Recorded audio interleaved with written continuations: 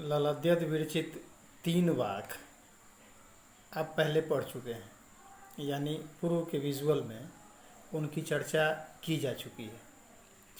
पहले वाक में देखा आपने कि कैसे कवयित्री ने ये कहा है कि हम सांसों के सहारे, जिसकी संज्ञा उन्होंने कच्चे धागे से दी है, कैसे हम अपने सांसों के सहारे अपने जीवन के नाव को खेते हैं। आत्मा को परमात्मा से मिलने की याद हमेशा सताती है और कैसे वह अपने घर जाने के लिए बेचैन रहती है। उसके अंदर एक दर्द, एक पीड़ा, एक हुक तरीके की हमेशा उठते रहती है। दूसरे वाक में आपने जाना कि कवयित्री ने समता की भावना को प्रश्रय दिया है। यदि हमारे अंदर समता का भाव होगा तो अहंकार हमारे अंदर से निकल जाएगा और तब हम ईश्वर के ज़्यादा करीब पहुंच पाएंगे।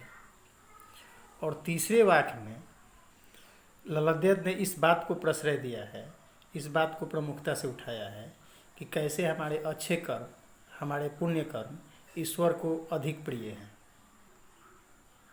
उनकी चौथी रचना जो आपकी पाठ्य पुस्तक में शामिल है, वह ईश्वर की सर्वव्यापकता को बताती है। उन्होंने कहा है कि थल थल में बसता है शिव ही, थल थल में बसता है शिव ही, भेद न कर क्या हिंदू क्या मुसलमान, ज्ञानी हो तो स्वयं को जान, यही है साहिब से पहचान।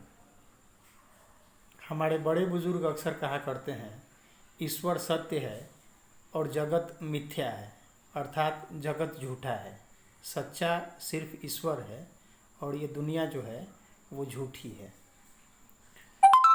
ईश्वर सत्य है, सत्य ही शिव है और शिव ही सुंदर है।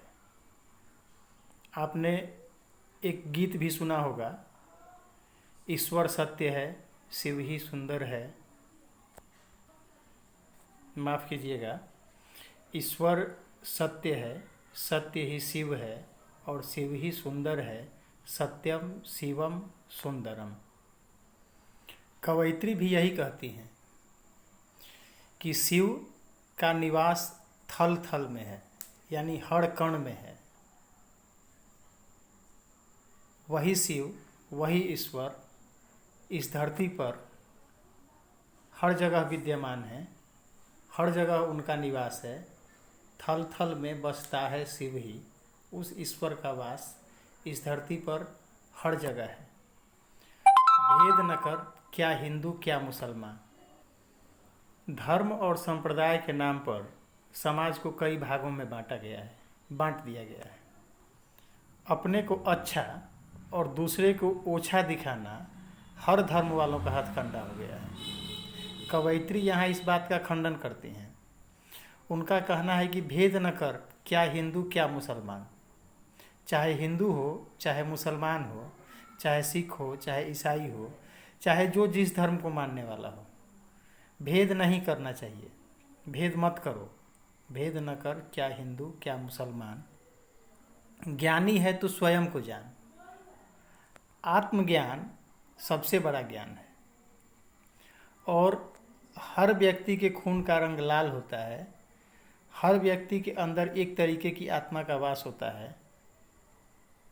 हर कोई मानव है और यदि हर कोई मानव है, सभी मनुष्य ही हैं, तो धर्म के नाम पर भेद करना, धर्म के नाम पर दूसरे को अपने से अलग मानना, यह कहीं से जायज़ नहीं है। भेद न कर क्या हिंदू क्या मुसलमान, ज्ञानी है तो स्वयं को जान।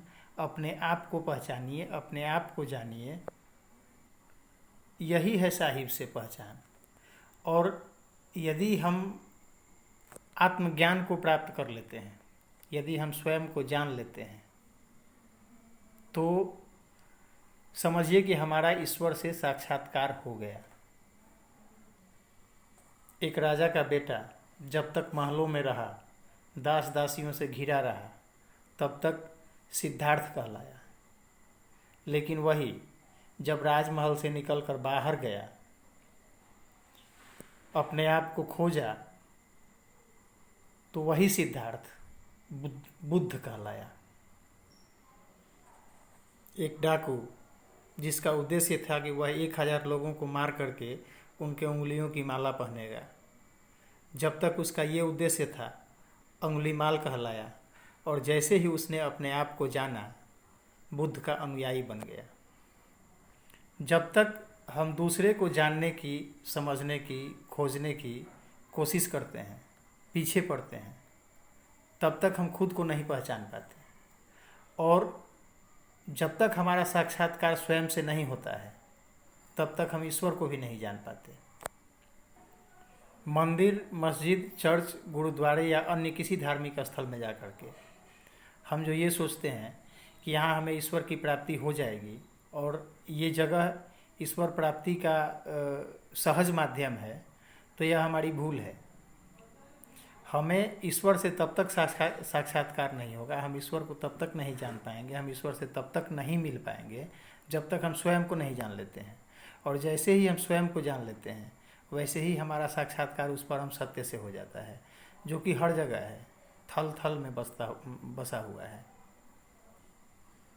एक छोटे से बालक प्रहलाद ने आताताई हिरण्यकश्यपु से कहने में थोड़ा सा भी नहीं हिचका कि हम में तुम में खड़ग खम्भ में घट घट व्यापे राम। आपने कबीरदास को पढ़ा भी है, मोह को कहाँ ढूंढे बंदे मैं तो तेरे पास में। यानी ईश्वर को खोजने के लिए दर बदर होने की आवश्यकता नहीं है, वह हर जगह है, सब जगह है, घट घट में है, कण कण में है। उतना ही मंदिर में भी है जितना मस्जिद में है, उतना ही चर्च में भी है जितना गुरुद्वारे में है। उसका वास कहीं कम कहीं अधिक नहीं है। वह अपने सारे बंदों को समान रूप से प्रेम करता है, वह अपने सारे लोगों पर समान रूप से स्नेह रखता है, वह अपने सारे लोगों को एक तरीके से चाहता है। और जब वह भेद नहीं करता है, तो फिर हम भेद करने वाले कौन होते हैं? जाति, धर्म या संप्रदाय के नाम पर हम एक को दूसरे से अलग क्यों समझें, एक को दूसरे से अलग क्यों मानें? हम क्यों न खुद को खोजने का प्रयास करें, हम क्यों न खुद को जानने का प्रयास करें।